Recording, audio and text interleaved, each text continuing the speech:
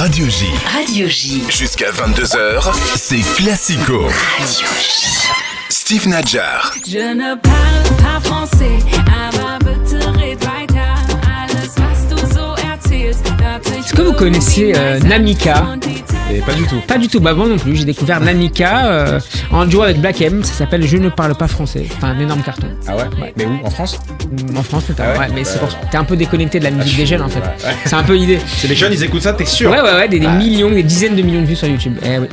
Je ne parle pas français, donc de l'artiste allemande Namika, l'Allemagne de sélection, qui a aussi perdu son football. Nouvelle lourde défaite samedi contre le Japon. Conséquence directe, le sélectionneur Hansi Flick a été limogé. À 9 mois d'un Euro à domicile, l'Allemagne a peur.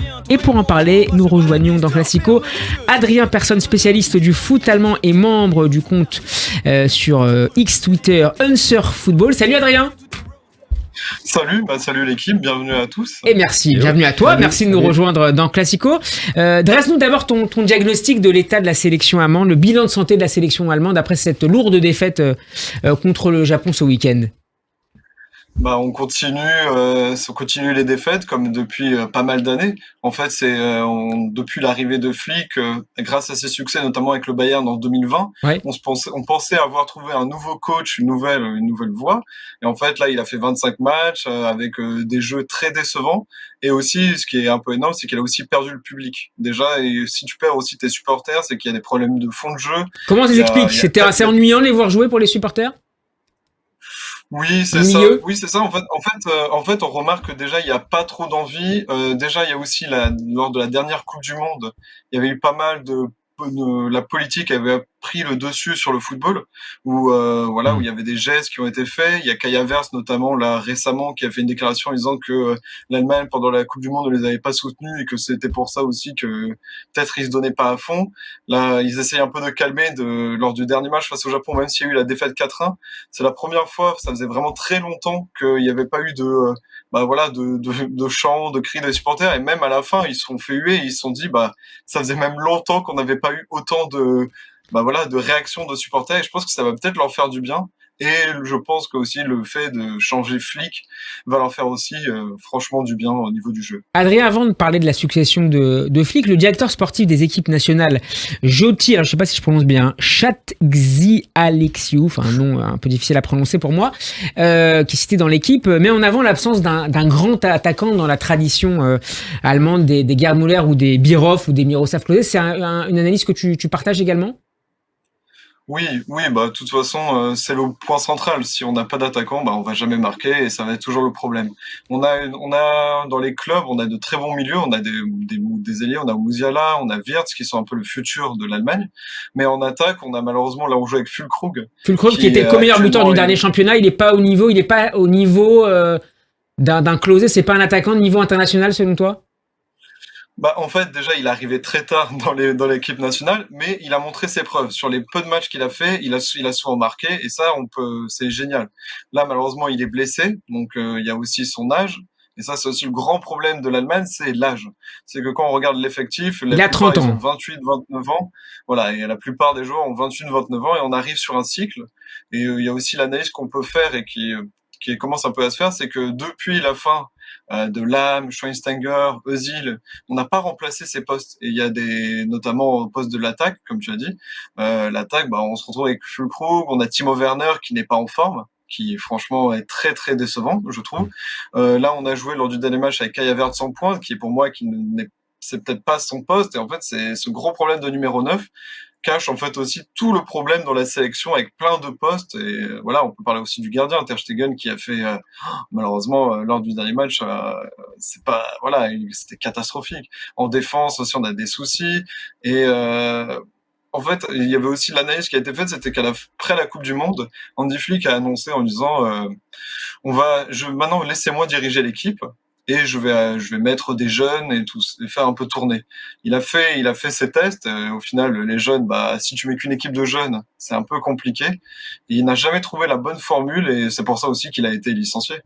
Clément Gavard, qu'est-ce que tu penses de la manière dont évolue cette sélection allemande. Il y a un chapitre qui est consacré à la Bundesliga, donc au championnat allemand dans l'année du foot 2023 que je remonte, qui est paru aux éditions Marabout. C'est un football qui est très offensif, mais qui compte aussi beaucoup de jeunes joueurs, de jeunes pousses étrangères, notamment des Français qui cartonnent en Allemagne. Est-ce que ça a un impact, selon toi, direct sur la qualité de la sélection allemande?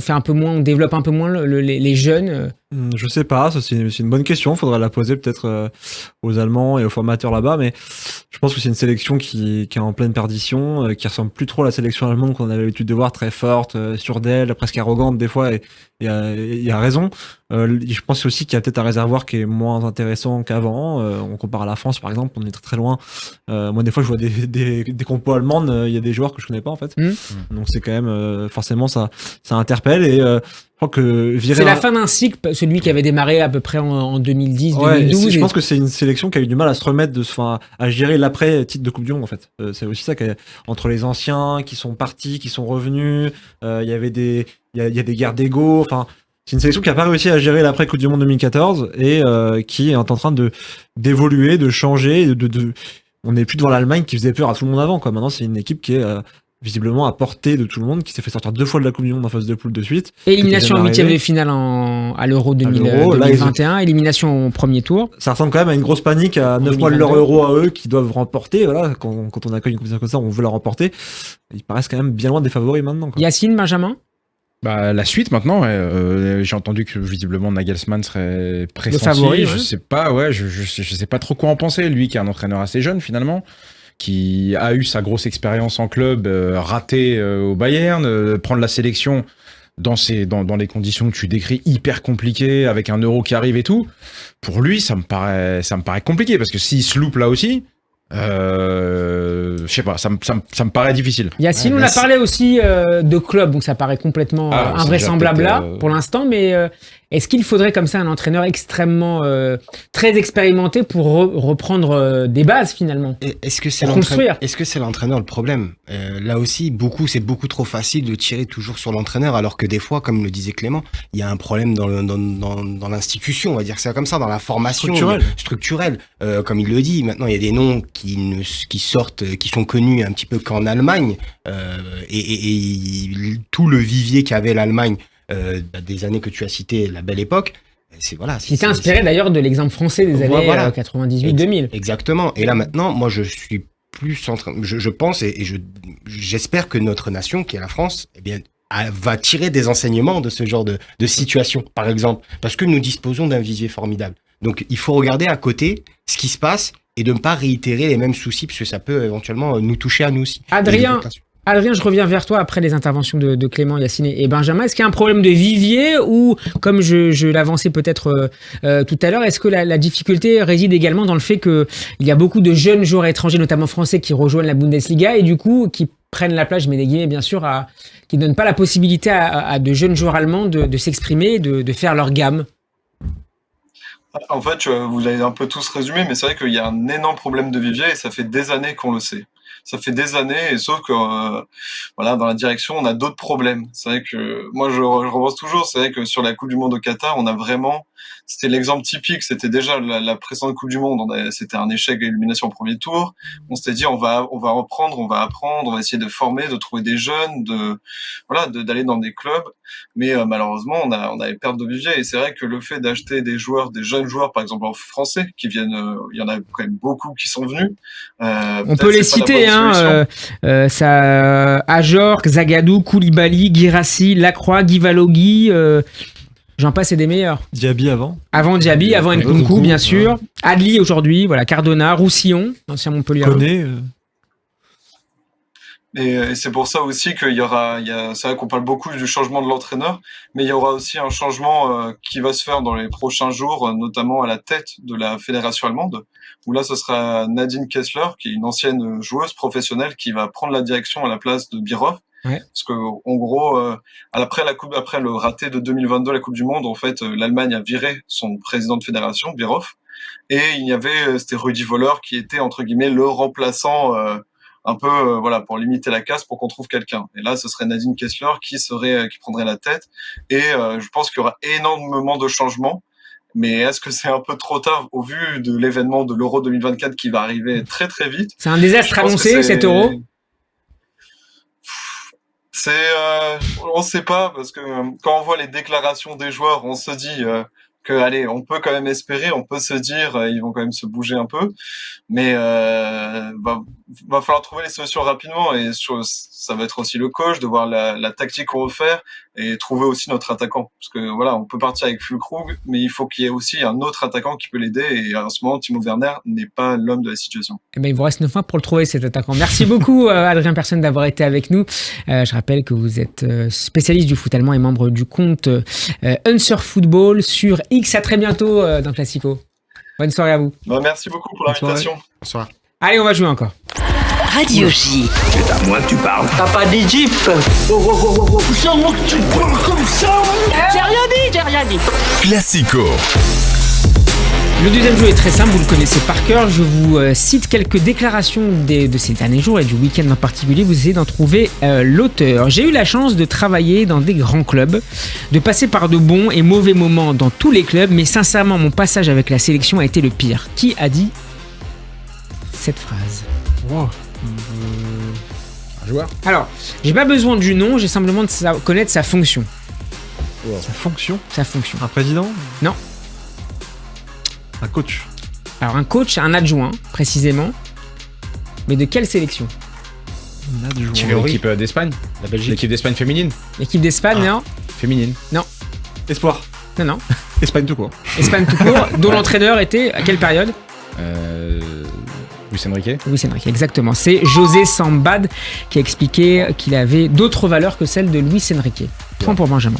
Parfois, j'étais juste seul en train de penser, je ne veux plus avoir d'argent, je ne veux plus jouer, je veux juste être avec des gens normaux pour qu'ils m'aiment pour moi, pas pour la gloire, Neymar. pas pour l'argent. Neymar. Non, je crois qu'il n'est pas arrivé encore à cette Non, phase je sais pas. de conscientisation. Ah ouais. Non. Alors, qui- En activité. Absolument. Dans un entretien à Al Jazeera. Benzema. Benzema, non. Kanté.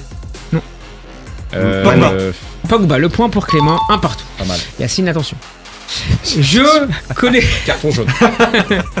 Alors celle-là, c'est une pépite. Hein. Je connaissais tout le monde, mais être footballeur, ça ne change rien. Il y avait beaucoup de Français, même des Marseillais. J'ai vu plein de maillots de l'OM en prison. Un coquet. Coquet, excellent, l'ancien Marseillais sur Canal+. Alors là, Condamné, Coquet, je te souviens de Coquet, le petit Absolument espagnol, pas, non. condamné en mai dernier à 6 ans de prison après avoir été reconnu coupable d'avoir été à la tête d'un trafic de cannabis à dimension internationale. Ah oui, carrément. Voilà, Alors là, voilà, c'est ça dit, m'avait c'est- échappé ça, tu vois. Voilà. J'ai écrit, ça date un peu plus, c'était pas ce week-end, c'était un petit peu avant. J'ai écrit l'histoire en Europe. Mhm. Maintenant, Neymar. il est temps d'écrire l'histoire avec l'Arabie Saoudite. Neymar. Non. Ah, Mancini. Mancini, le Ah, nouveau pas sélectionneur un cadeau. de l'Italie. Bah Deuxième point pour ouais. Benjamin, dont le successeur en Italie avec la Squadra est Spalletti. Spalletti. C'est un Excellent. autre point ça. Mais c'est bien joué. Jouer ensemble en club avec mon frère, c'est facile, j'espère. Hernandez. Ah, mais lequel? Hernandez. Théo. Théo, le point pour Benjamin. Yacine, Oui. s'il te plaît. Un temps Messi, d'adaptation. Il lit pas la Messi. presse, il lit pas la Messi. presse le week-end, Yacine. il bosse. Messi, il fait des vidéos. Bah, il a pas le temps de lire la presse. Messi devait devenir champion du monde. Oui. Bah, je pense que oui. Si c'est. Je pense que tout avait été prémédité. Qui a dit cette Van Gaal. phrase?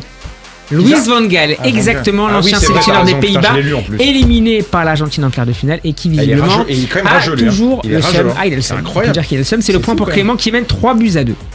Si je suis étonné par la personnalité d'Henri, non, parce que je sais que Cherki. la mienne est déjà bizarre. Voilà, Il a dit le qui point pour On a même Clément. pas entendu. Cherki. C'est. Ouais, j'ai pas entendu. Si je dis qu'il est bizarre, ça reste entre nous, c'est Cherki, Ryan Cherki Moi, qui a je dit sais ça. pas si tu donnes le point, on a même pas compris, on a même pas eu le Cherki, temps d'avoir je la le donne, réflexion. il est très fort. Ah. L'invité est très fort. Depuis Je recommande toujours d'ailleurs faillant, son hein. livre, Faut savoir. L'année du foot attention. 2023. Très très fort. Non, Yacine, C'est faut Clément. savoir, Steve avec les invités, C'est vrai, mais là, il veut être embauché Alors maintenant, partout, le écoutez mec, bien, c'est. à propos de son absence, pourquoi tu dis ça de ma carrière C'est radio? terrible, non, mais- À propos de son absence sur la liste du Ballon d'Or, écoutez bien, donc à propos de son absence. Rabiot. Non, ça compte pas, ça C'est compte dans pas. l'équipe ce matin. Ça compte pas, ça compte Je pas. le dis quand ce même matin. indifféremment parce que je me dis que j'ai réalisé quand même une très grosse saison sur le plan individuel et parce qu'en voyant certains joueurs qui y figurent, j'ai pensé que ce n'est pas forcément C'est Rabiot qui a dit c'est ça. Rabiot qui a dit ça. Ah ouais, excuse-moi, je bosse la journée, j'ai pas le temps. La excuse-moi, Coupe hein. du Monde, là c'est plus mon problème, c'est devient ton problème. Ok. La Coupe du Monde était notre objectif absolu et ça nous a vraiment choqué de ne pas la faire. J'aurais pu partir après cet échec et partir dans les pays du Golfe car c'est la mode en ce moment. Mais j'ai envie de rendre heureux Verratti. à nouveau le peuple. peux pas terminer la phrase avec l'adjectif. J'ai envie de rendre heureux Neymar. à nouveau le peuple. C'est pas Neymar. Ils ont pas fait la Coupe du Monde. C'est l'Italie qui a pas fait. L'Italie. Voilà, ils ont pas fait la Coupe du Monde. Ah, donc c'est un c'est pas Italien. l'Italie, non. Pas C'est pas l'Italie. l'Italie. Haaland. Haaland, non. Ouais. Ah, j'aurais pu partir dans les pays du Golfe. Haaland, non. Ah, ça arrive. C'est un sélectionneur. Ah. Belmadi. Oh, le bien. point Il a dit ça hier sur excellent. Il a dit RMC. ça hier sur, Ah, j'ai écouté le podcast. chez nos amis l'After. Donc t'écoutes et tu Ah, il retiens me reste- pas. non, mais Ah j'ai là pas là entendu là. écouter Eh, t'as ce raté le bout-là. passage, tu l'as raté. Ah, Quel celui-là, dommage. il vaut 5. C'est passé à ça. Non, Non, celui-là. n'exagère pas Yacine, n'exagère. C'est une histoire, c'est la dernière. C'est une histoire et donc elle vaut 4 points. 5 points. C'est une histoire révélatrice du foot actuel et de l'impact des réseaux sociaux. Dans les dernières minutes du mercato, un agent a tenté de le faire résilier. De lui faire résilier son contrat à Tottenham Ghisolfi, avec Ghisolfi. la carotte Nice. Ghisolfi. Ils ont ensuite fait fuiter l'info d'un refus pour l'attendre. Pardon, c'est Florent Ghisolfi, le directeur sportif de l'OGC Nice, à propos du Bravo, qu'est-ce que tu veux vrai dire ? Bravo, faux bravo. transfert de Hugo Lloris. Bon, Clément Gavard, largement en Là, tête. pas de Et débat, qui, pas de bravo, débat, nous pas de le débat, bah, pas voilà. de débat. Bravo Dans l'actu, Clément, hein. deuxième victoire. Avec On plaisir. enchaîne avec Si vous voulez perdre, vous me dites, hein. Mais je suis content du